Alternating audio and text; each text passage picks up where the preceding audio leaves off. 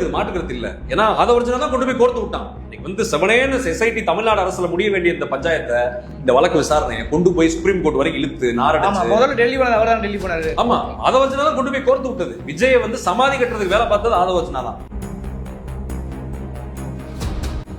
விஜய்க்கு வந்து இனி எதிர்காலம் கிடையாது. சினிமா முடிஞ்சு, அரசியலும் முடிஞ்சு, விஜய் வந்து மிக மோசமான முடிவை சந்திப்பார். எந்த மாற்றம் கிடையாது. விஜய் நல்லா வாழ்க்கை வாழ்வதற்கு இனி வாய்ப்பே கிடையாது. ஏன்னா சேர்ந்த சேர்க்கை அப்படி.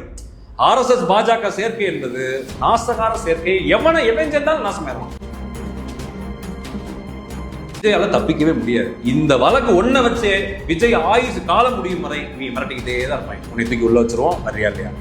23ஆம் தேதி விஜய் வந்து இந்த மோடி வர்ற மேடை இருக்குல்ல, மதுராந்தகம் மேடை, சென்னை மதுராந்தகம் செங்கல்பட்டு மேடையில ஏத்தணும். விஜயை கொண்டு கூட்டணியில சேர்க்கணும். நம்ம சர்க்கிள் விசாரிச்சோம். டெல்லியில இருக்கிறீங்க. நம்ம சர்க்கிள் நம்ம விசாரிச்சோம். ஓகே. நம்முடைய தொடர்புகள் நம்ம விசாரிச்சதுக்கு நம்ம சோர்ஸ் நமக்கு வந்து தகவல் என்னன்னா, பயங்கரமா மிரட்டி இருக்காங்க. கூட்டணிக்கு வர்றியா வரல, ஜனநாயகம் படம் வெளியே விடணுமா விடக்கூடாது, நீ என்ன பண்ண, 4K வீடியோ எடுத்தியா, 8K வீடியோ எடுத்தியா, ஜனநாயகம் படத்துக்கு வீடியோ எடுத்தியா இல்லையா, உண்மையில இதுதான் விசாரணை.